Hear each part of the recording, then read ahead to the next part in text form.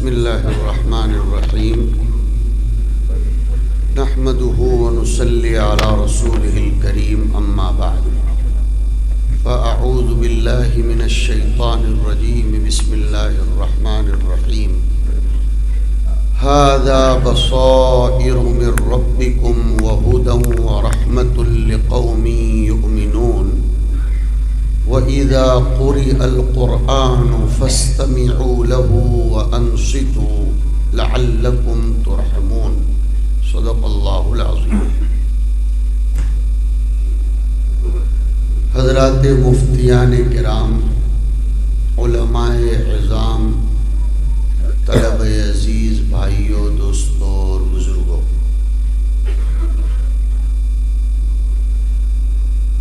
قرآن کریم کو ابھی آپ اس کے پر اثر انداز میں سوزے دروں کے ساتھ پڑھے جانے والے لہجے میں اور مؤثر ترین پیغام اور ہدایات پر مشتمل آیات کریمہ کی روشنی میں سماعت کر رہے تھے۔ اس قرآن نے اپنا تعارف جا بجا متعدد اور متنوع اوصاف کے ساتھ فرمایا ہے۔ میں نے ان میں سے ایک دو آیتوں کا بھی انتخاب کیا۔ سورہ اعراف کے اخیر میں اللہ تعالیٰ ارشاد فرماتے ہیں هَذَا بَصَائِرُ مِن رَبِّكُمْ، کہ یہ قرآن تمہارے رب کی طرف سے دل کی گرہوں کو کھولنے والا۔ میں ترجمہ نہیں کر رہا ہوں، ترجمانی کر رہا ہوں کہ یہ قرآن تمہارے رب کی طرف سے، اور مفسرین فرماتے ہیں کہ یہاں ہادا بصائر من اللہ نہ فرماتے ہوئے، من الرحمن نہ فرماتے ہوئے، لفظ رب کا انتخاب کر کے اس طرف اشارہ کیا کہ جس قدر تدریجاً قرآن کو پڑھتے اور سمجھتے جاؤ گے، یکے بعد دیگریں گرہیں کھلتی چلی جائیں گی۔ یہ ہے لفظ رب، اور اس کی تائید ہمارے حاضرین کی حسن سماعت کی برکت سے اس حدیث شریف سے سمجھ میں آتی ہے۔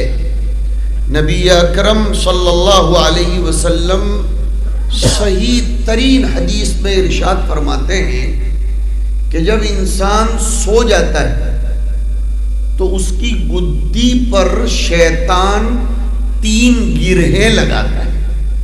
وہ تدریج کو سمجھا رہا ہوں تاکہ ایسے ہی بات ہوا میں فائرنگ کر کے نہیں کہی گئی ہے۔ یہ جے پور کی زمین پر ویسی کوئی بات کہی بھی نہیں جا سکتی۔ یہاں بڑے بڑے علماء کرام جو تشریف فرما ہیں ماشاءاللہ، یہ تحقیق کے ترازو میں تولنے والے لوگ ہیں۔ تو وہ حدیث شریف میں آیا کہ جب انسان سو جاتا ہے تو اس کی گدی پر شیطان 3 گرہیں لگا دیتا ہے۔ گرہ لگنے سے طبیعت بوجھل بن جاتی ہے۔ حدیث میں فرماتے ہیں آقا علیہ الصلاۃ والسلام کہ جب وہ بیدار ہوتا ہے، جب وہ اٹھتا ہے، جاگتا ہے،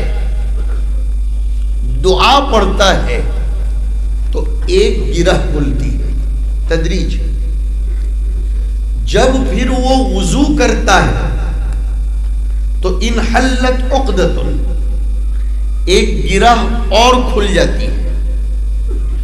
فإن صلی، اور پھر وہ نماز کی طرف متوجہ ہوتا ہے تو انحلت عقدۃ، تو مزید ایک گرہ کھل جاتی ہے، اور آقا نے ارشاد فرمایا فَأَصْبَحَ طَيِّبًا نَشِيطًا، اب یہ آدمی پاکیزہ بن جاتا ہے، نشیط، چست، اور آج کی ماڈرن زبان میں ترجمہ کریں گے ایکٹیو بن جاتا ہے۔ وَإِلَّا أَصْبَحَ خَبِيثَ النَّفْسِ کسلان، اور اگر وہ سویا پڑا رہتا ہے، فجر کی آواز کو سننے کے باوجود اٹھتا نہیں ہے، تو چاہے وہ ریڈ بل کی کتنی ہی بوتلیں پی جائیں ایکٹیو بننے کے لیے، وہ چاہے بلیک کافی پیے، کولڈ کافی پیے، کتنے ہی شربت جامے نشات کے وہ ڈگمگا جائے، ڈگڈگا جائے، لیکن آقا نے فرمایا خبیث النفس، اس کی طبیعت خباثت بھری رہتی ہے دن بھر۔ کسلان، وہ طبیعت کے جذبات کے اعتبار سے، ترجمے پر غور کرنا کسلان کا، وہ توفیق اعمال صالحہ کے اعتبار سے کسلان بنا رہتا ہے، چاہے دنیا کمانے کے لیے کتنا ہی بھاگ دوڑ کرتا ہو۔ یہاں کسلان سے مراد اعمال صالحہ کی طرف اس کی طبیعت نہیں چلتی۔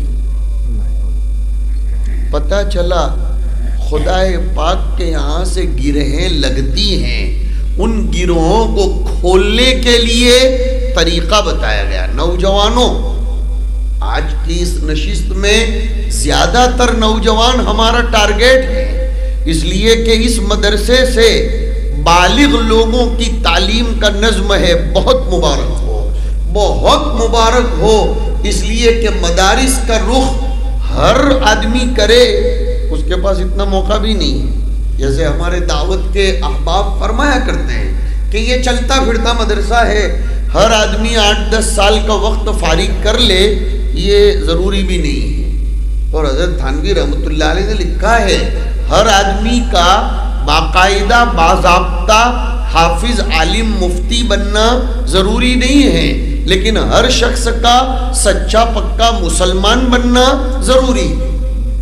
اور مسلمان کا مطلب خالی آدھار کارڈ کا مسلمان نہیں، وہ بھلے دنیا کے اعتبار سے آدھار والا بنے گا، لیکن اگر اس کی طبیعت میں انقیاد و اطاعت، استسلام اور خدا کے ماننے کی صفت نہ ہو، یہ مسلمان کی تشریح کر دی، تو پھر وہ بن آدھارت مسلمان ہے، ناقابل اعتماد مسلمان ہے۔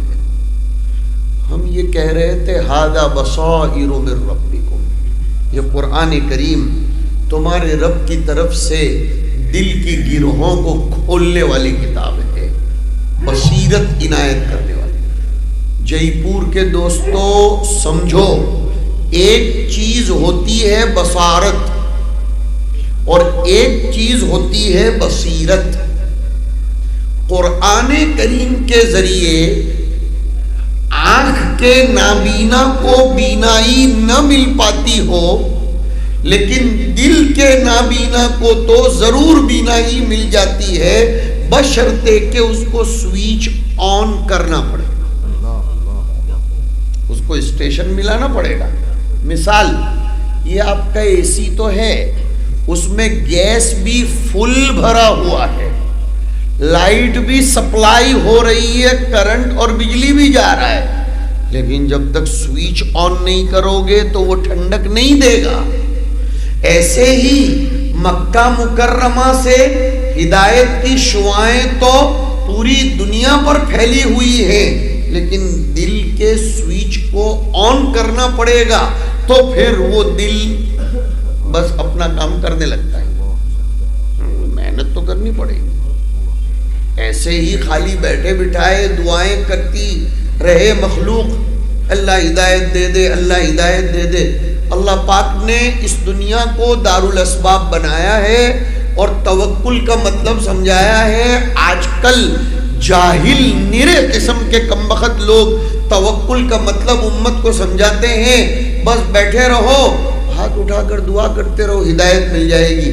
کیا حضور نے حضرت ابو طالب کے لیے ہدایت کی کم دعا کی تھی؟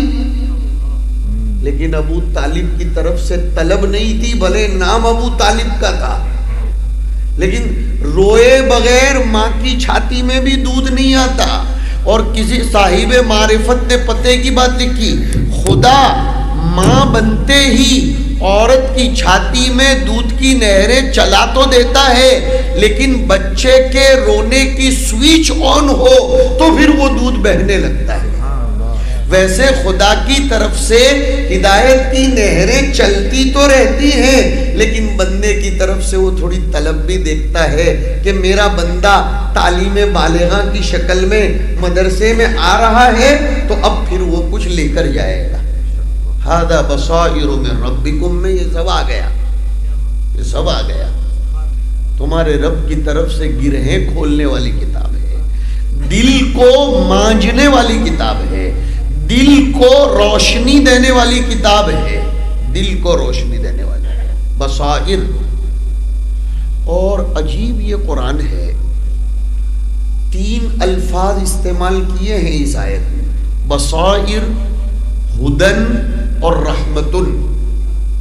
بصائر کو جمع کے صیغے سے تعبیر فرمایا، اور ہدن اور رحمتن کو واحد کے صیغے سے تعبیر فرمایا، اس لیے کہ راستہ ایک ہی ہوتا ہے، منزل بھی ایک ہی ہے، راستہ ذریعہ ہے، منزل ثمرہ ہے، لیکن چلنے والے بہت لوگ ہوتے ہیں، اس لیے بصائر کو جمع لایا گیا اور راستے الگ الگ نہیں ہیں۔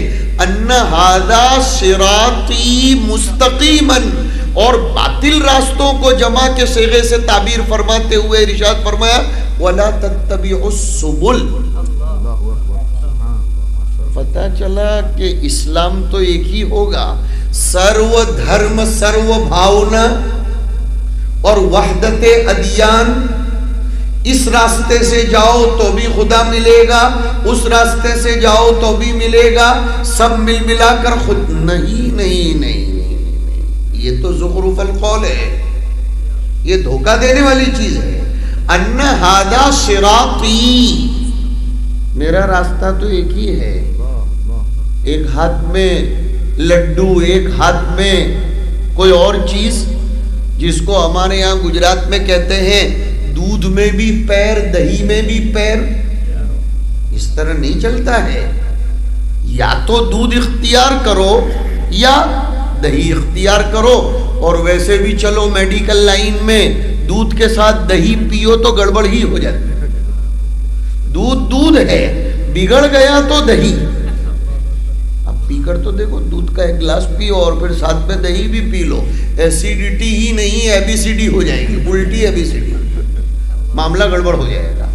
شیخ سعدی نے اس حقیقت کو یوں فرمایا، ہم دی خواہی و ہم دنیا اے دوں، ای خیالستو محالستو جنوں۔ دین بھی چاہتا ہے، دونوں ہاتھ میں لڈو کبھی نہیں مل سکتے، کھانے میں مزہ بھی نہیں آئے گا، دونوں ہاتھ میں لڈو ہوں گے تو، دونوں ہاتھ میں لڈو ہوں گے تو کھانے میں مزہ بھی نہیں آئے گا، کیسے کھائیں گے، مطلب کیوں کر کے کھائیں گے، یہ تو غیر مہذب انداز ہے کھانے کا۔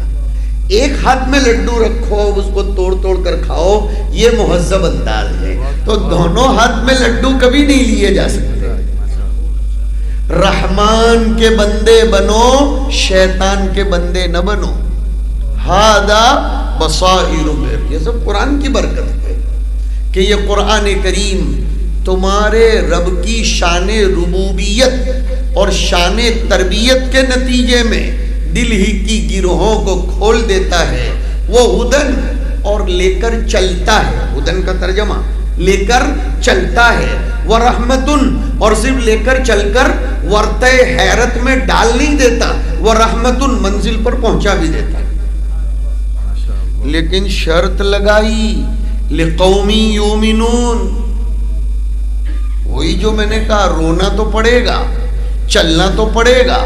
حدیث شریف میں فرمایا گیا کہ توکل سیکھنا ہو تو پرندوں سے سیکھو، لو انکم تتوکلون علی اللہ حق توکلہ لرزقکم کما یرزق الطیر، اور وہ حق توکلہ کی تفسیر خود آقا نے فرمائی کہ تغدو خماسا و تروح بطانا، یہ حق توکلہ کی تفسیر فرما دی، ہمارے ذمے نہیں۔ ورنہ مدرسے والے اللہ جانے توکل کی کیا تعریف کرتے، تبلیغ والے کیا تعریف کرتے، خانقاہ والے کیا تعریف کرتے، اور کچھ فرق ضالہ والے کیا تعریف کر بیٹھتے، نہ جانے کیسی کیسی تعریف ہر آدمی اپنے اپنے ذہن کے اعتبار سے کرتا۔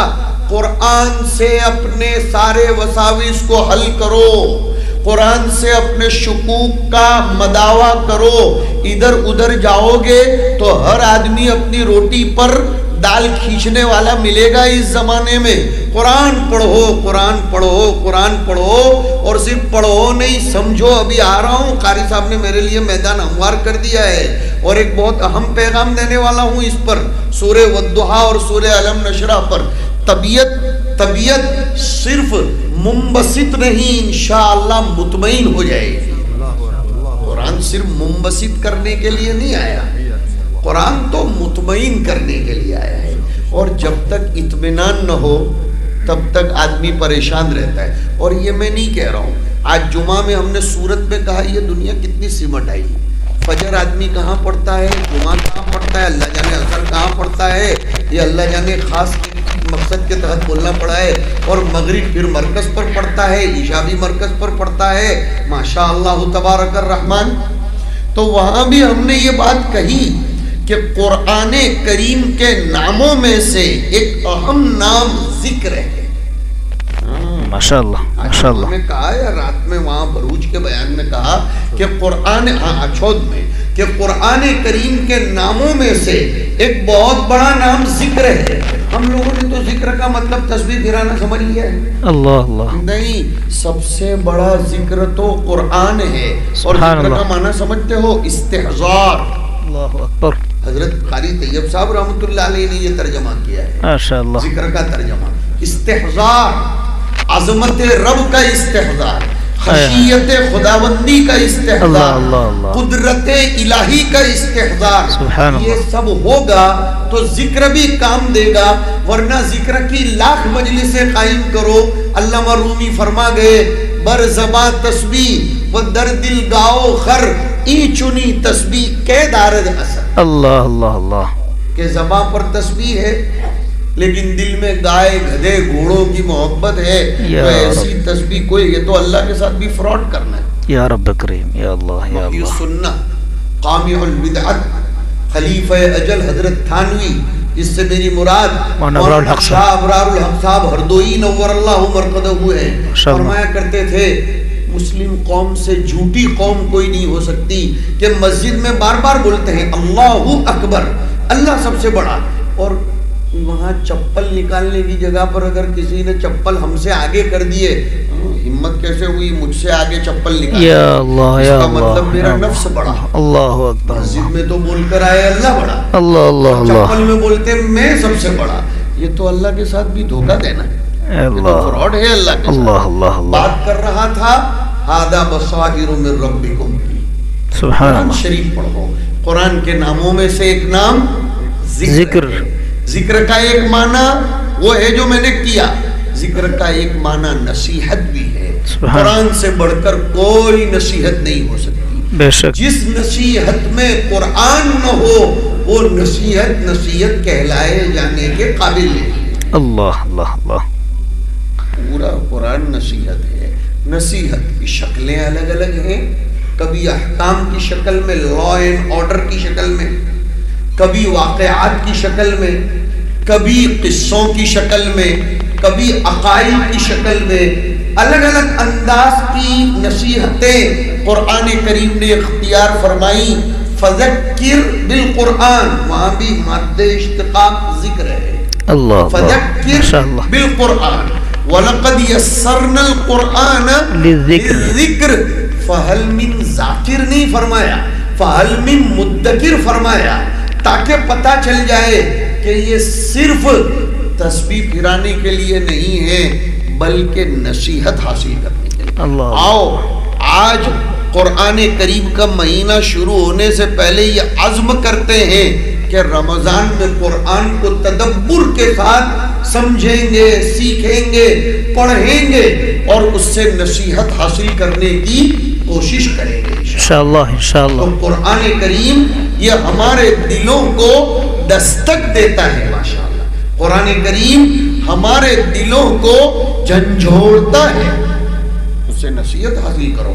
افلا یتدبرون القرآن، قرآن یہ کہتا ہے بلکہ سورہ محمد میں تو اس نے برابر ایسا جھنجھوڑا، افلا یتدبرون القرآن ام علی قلوب اقفالها، قرآن کریم میں غور نہیں کرتے، اور جو لوگ غور نہیں کرتے ایسا لگتا ہے کہ ان کے دلوں کے اوپر تالے پڑے ہوئے ہیں۔ اللہ اللہ اللہ۔ ماہ مبارک کے آنے سے پہلے ایک نظام بنائیے، مسجدوں میں قرآن کریم کا پیغام چلے، قرآن کریم کی ہدایت عام ہو، اور وہ جو ایک ہدایت کے لیے آیا ہے، شہر رمضان الذی انزل فیہ القرآن، صرف تلاوت للناس نہیں فرمایا، ہدی للناس، ماشاء اللہ ماشاء اللہ۔ جی لیکن اس کو تو سمجھنا پڑے گا، جی جیسے ابھی قاری صاحب نے سمجھایا اور اس انداز میں پڑھ کر بتایا کہ ہمیں پتہ چلے کہ قرآن کیا کہہ رہا ہے۔ وہ جو آخری 2 سورتیں پڑھی اس کو تھوڑا سا سمجھا دینا چاہتا ہوں، جی جو ہم تقریباً نمازوں میں سنتے ہیں، جی جی، سورہ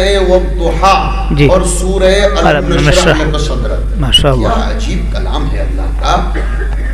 زمانے کے ساتھ اس کو منطبق کر رہا ہوں، جی، مایوسی چھائی ہوئی ہے سب لوگوں پر، اللہ، سب لوگ نا امیدی کے ساتھ جی رہے ہیں۔ آؤ سورہ والضحیٰ کے دسترخوان پر آپ کو دعوت، سبحان اللہ سبحان اللہ سبحان پھر اللہ۔ جے پور کے دسترخوان پر حاضر تو ہونا ہے، جی، جو مولانا ایوب صاحب نے اپنے کسی عزیز کی معرفت قائم فرمایا، ماشاء خدا اللہ، خوب برکت دے۔ آمین آمین اللہم اللہ آمین۔ تعالیٰ ان کے ادارے دعوت الحق سنستھا کو، جو اونٹڑا میں رہ کر کئی فروعات کی شکل میں اپنی ضیاء پاشیوں کو انجام دے رہا ہے، خدا اسے سلامت با کرامت رکھے، آمین آمین، سعادت مند رکھے، آمین، اور اس سے اہل جے پور کو بھی خوب فائدہ پہنچائے۔ آمین۔ بہت بڑی نعمت ہے راجستھان کے بے لیے شک، یہ جو اجمیر کے قریب کا ادارہ ہے، اللہ تعالیٰ نظر بد سے اس کی آمین حفاظت فرمائے۔ آمین اللہم آمین۔ کثیر المنافع ادارہ ہے، جی، ہماری دعاؤں میں روزانہ اس کا حصہ رہتا ہے، سبحان اللہ۔ الحمدللہ۔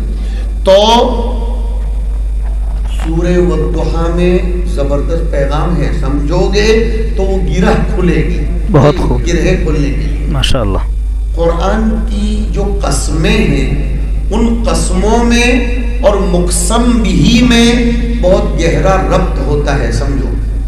قرآن کسی بھی چیز پر الٹ کسی بھی چیز کی قسم نہیں کھاتا، اللہ اللہ ماشاء وہ اللہ۔ جس چیز پر قسم کھاتا ہے اس کے ساتھ جن چیزوں کی قسم کھاتا ہے اس کو بہت زبردست مناسبت ہوتی ہے۔ ایک آدھ مثال سمجھاؤں، جی، قرآن کا ادنا طالب علم ہونے کی حیثیت سے آپ کو بھی اس رنگ میں رنگنا چاہ رہا ہوں۔ ماشاء اللہ، حضور پاک صلی اللہ علیہ وسلم پر جی، الزام تھا پاگل ہونے کا، نعوذ باللہ، استغفر اللہ، اس لیے کہ پاگلوں کو عقل مند بھی پاگل ہی نظر آتا ہے۔ یا رب کریم۔ ہمارے یہاں گجرات میں کہتے ہیں جس کی آنکھ میں پیلیا ہو اس کو سفید بھی پیلا ہی نظر آتا ہے، جو خود آتنکوادی ہو اس کو امن کیا بات ہے، آتنکوادی ہی بہت نظر خوب بہت خوب بہت خوب۔ جو خود چور ہو اس کو امانت دار بھی چور نظر آتا ہے، چور ہی نظر آتا ہے۔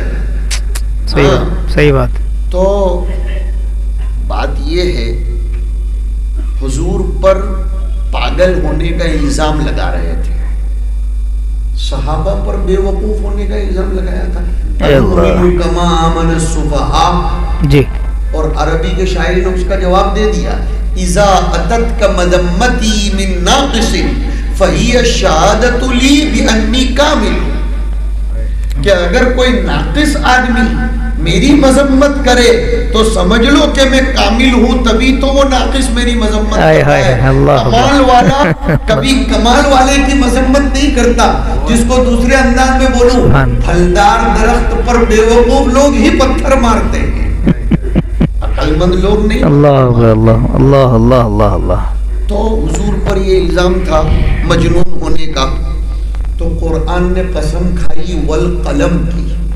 کیا عجیب بات ہے مفسرین کی، فرمایا اگر حضور مجنون ہوتے تو مجنون آدمی بولتا تو ادھر ادھر کا ہے، لکھتا ادھر ادھر کا نہیں ہے۔ کیا بات ہے کیا بات وہ ہے۔ زبان سے تو بکواس ادھر ادھر کی کرتا ہے، لیکن لکھنے کے لیے تو دماغ کا بہت زیادہ حاضر ہونا ضروری، اس لیے کہ العلم صید لیکن والکتابت تو قید، اس لیے قرآن نے والقلم وما یسطرون 29ویں پارے کی دعوت دی میں نے، نون والقلم وما يسطرون ما انت بنعمت ربک بمجنون. یا رب یا رب یا رب، سبحان اللہ صلی اللہ علیہ تو وسلم. اب آؤ، اصل میں بات یہ ہوئی تھی کہ نبی کریم صلی اللہ علیہ وسلم کو اللہ کی طرف سے جتنے میسیجز ملتے تھے اتنے حضور کو ریفریشمنٹ ہوتا تھا.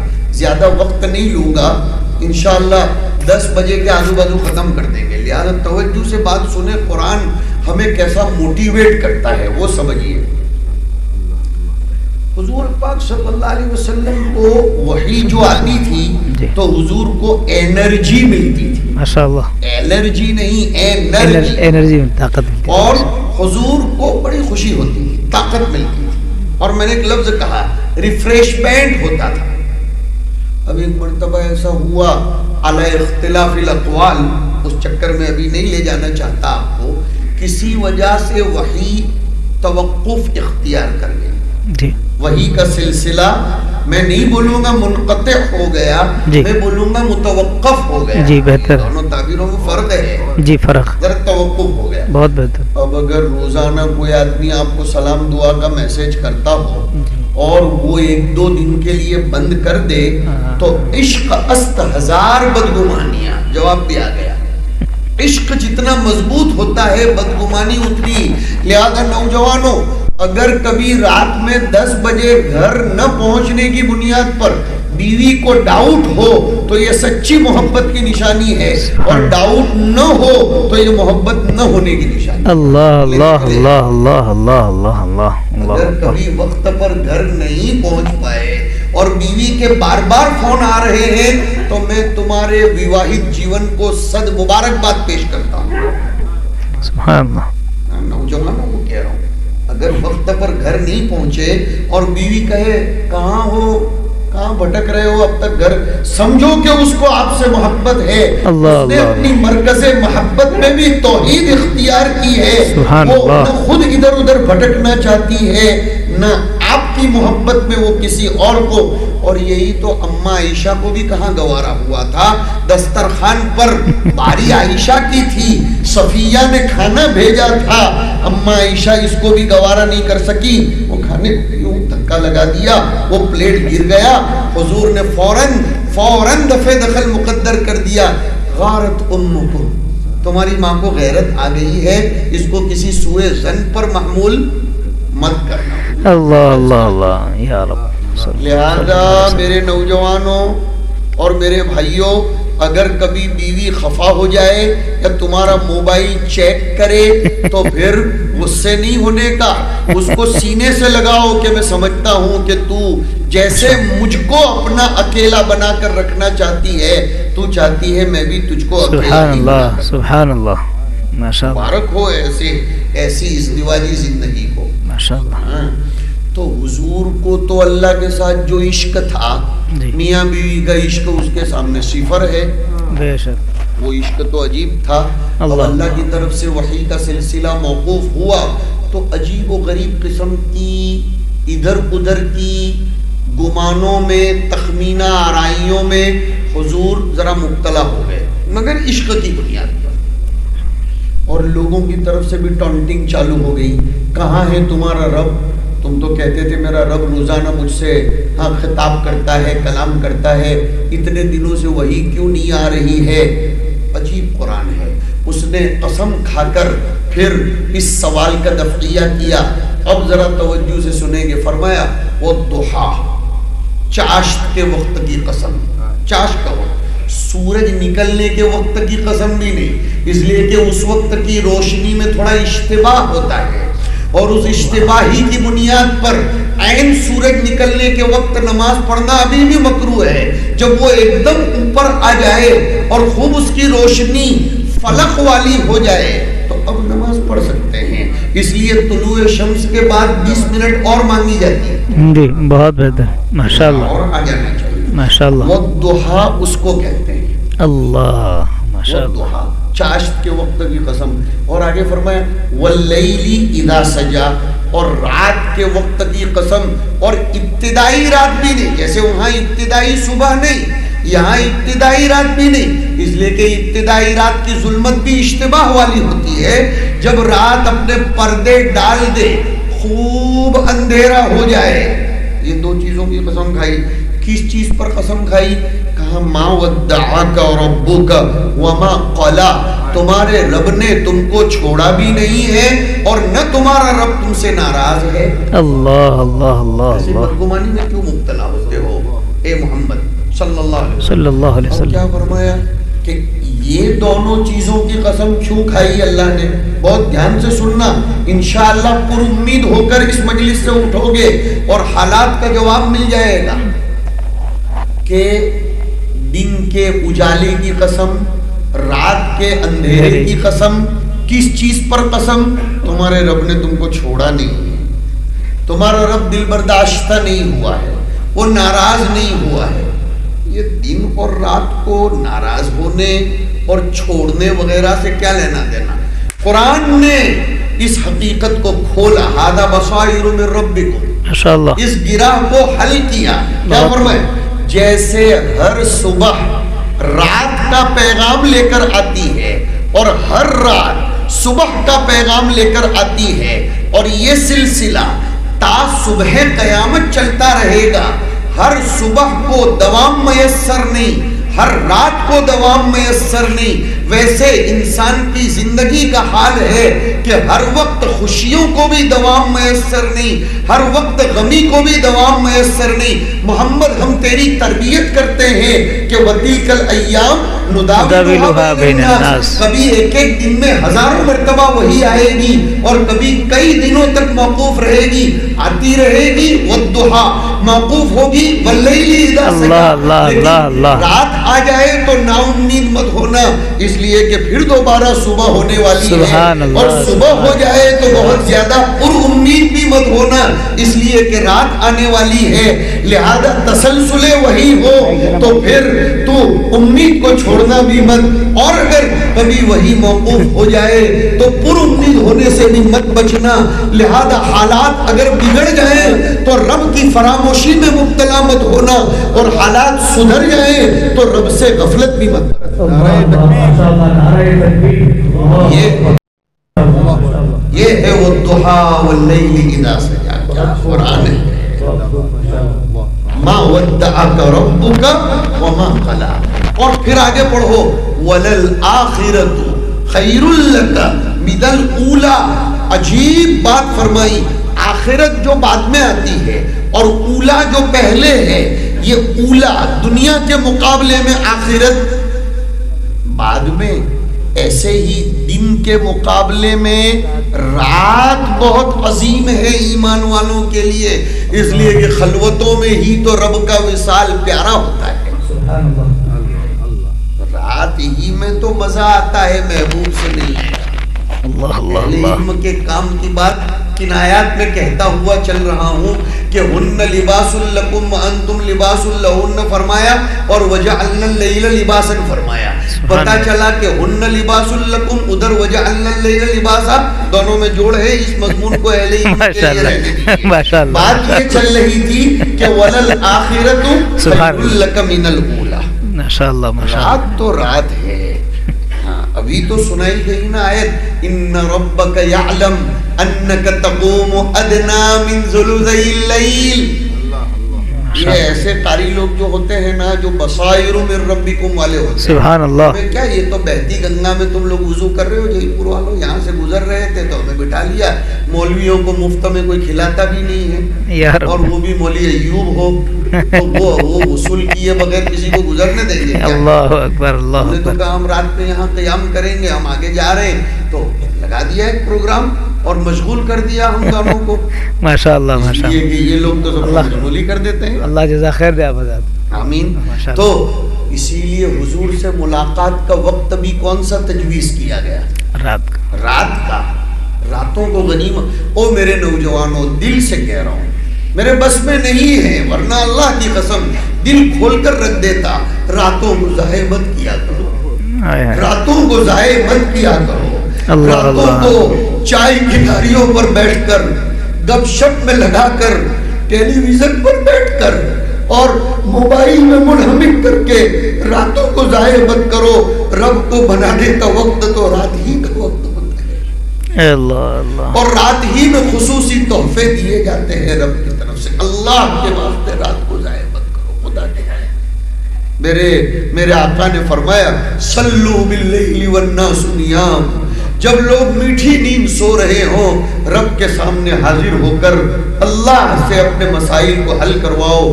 حضرت موسیٰ علیہ السلام سے بھی ہم کلامی کے لیے رات ہی کا وقت تجویز کیا گیا. فرمایا وَوَعَدْنَا مُوسَىٰ 30 لَيْلَةً. ایک مستقل موضوع ہے رات کا. تو کچھ ارباب باطن نے لکھا الآخرتو کی ایک مراد رات ہے اور الاولیٰ کی ایک مراد صبح اور دن ہے. دن کے مقابلے میں رات تیرے لیے بہتر. اللہ پھر اللہ. حضور کو موٹیویٹ کیا گیا, تسلی دی گئی. کیوں نا امید ہوتے ہو؟ وَلَسَوْفَ يُعْطِيكَ رَبُّكَ فَتَرْضَىٰ.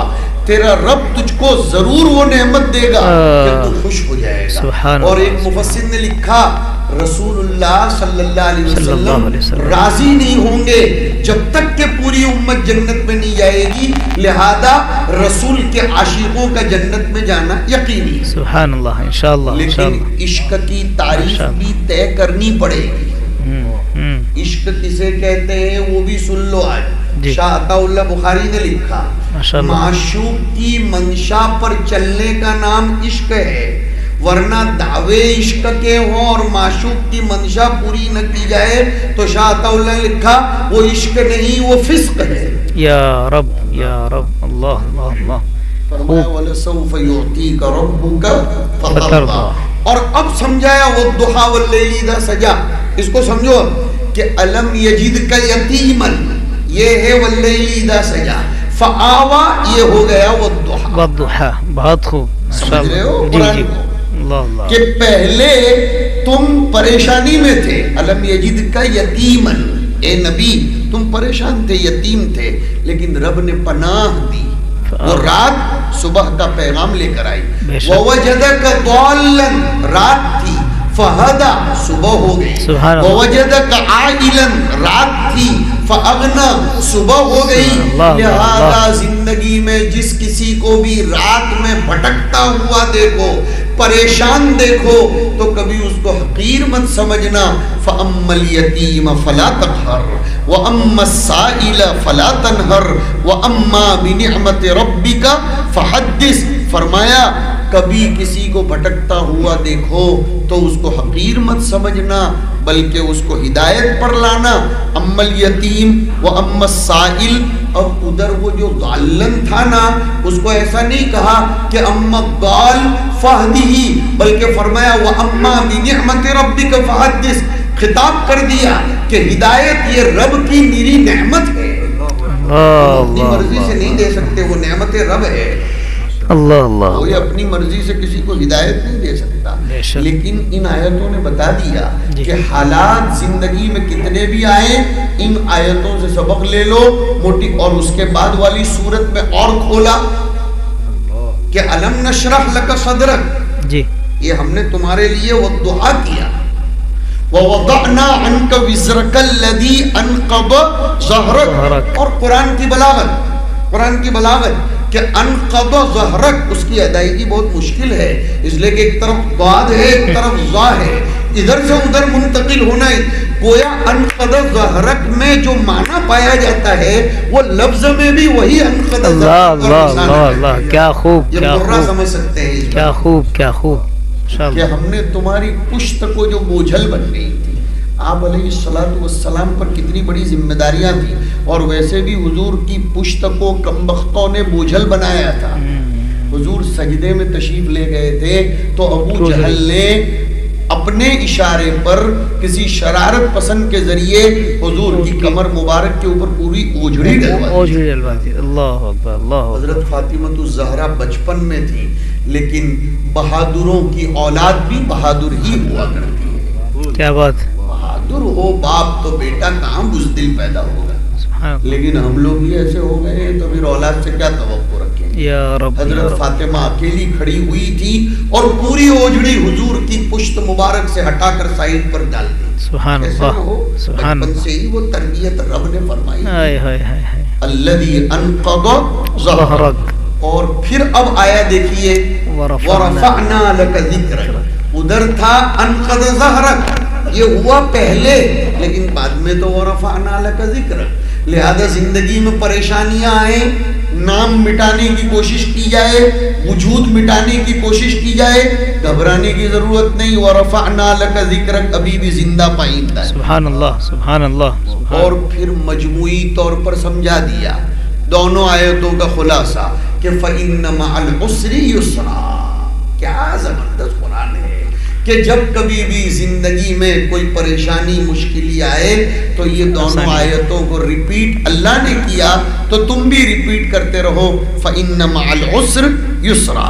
إِنَّ مَعَ الْعُسْرِ يُسْرًا کہ ہر پریشانی کے ساتھ میں راحت لگی ہوئی ہے، صبر کرنے کی ضرورت ہے. اللہ. اور جب راحت مل جائے، یسر مل جائے تو آپے سے باہر نہیں ہونا چاہیے. فَإِذَا فَرَغْتَ فَانْصَبْ وَإِلَىٰ رَبِّكَ فَارْغَب. لہذا ضرورت ہے اس دور میں اللہ کی طرف متوجہ ہونے کی، ایمان کو مضبوط کرنے کی. ایمان رٹنے کا، بولنے کا، گنگنانے کا اور صرف ریکارڈ کرنے کا نام نہیں ہے. ایمان دل میں بسائی جانے والی حقیقت کا نام ہے. قاضی ثناء اللہ پانی پتی رحمۃ اللہ علیہ نے لکھا ایمان جاننے کا نام نہیں ہے، ماننے کا نام ہے. ماشاءاللہ. کہہ رہا ہے میں سب جانتا ہوں. ارے تو ہم سے زیادہ جانتے تھے اہل کتاب حضور کو. جتنا آدمی اپنی اولاد کو نہیں جانتا اس سے زیادہ وہ حضور کو جانتے تھے، لیکن گڑبڑ ماننے میں ہوئی.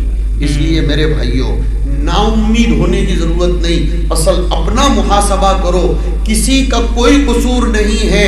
اعمالکم امالکم. اللہ اللہ. جیسے کرتوت ویسے فیصلے آسمان سے اترتے ہیں. ہر آدمی اپنا محاسبہ کرے، اپنے آپ کا تزکیہ کرے.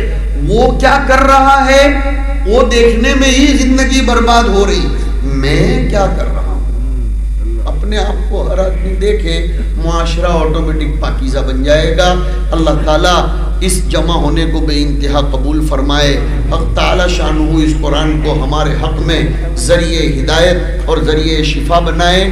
چند باتیں آپ حضرات کی خدمت میں پیش کر دی، اس پر غور کریں گے اور انشاءاللہ علماء کرام وقتاً فوقتاً ان باتوں کی آپ کے سامنے تشریح فرمائیں گے. صلی اللہ وسلم علی نبینا و مولانا محمد وعلی آلہ و اصحابہ اجمعین. اللہم زیننا بزینت ایمان، اللہم وفقنا لما تحب و ترضى واجعل آخرتنا خیرا من الاولی.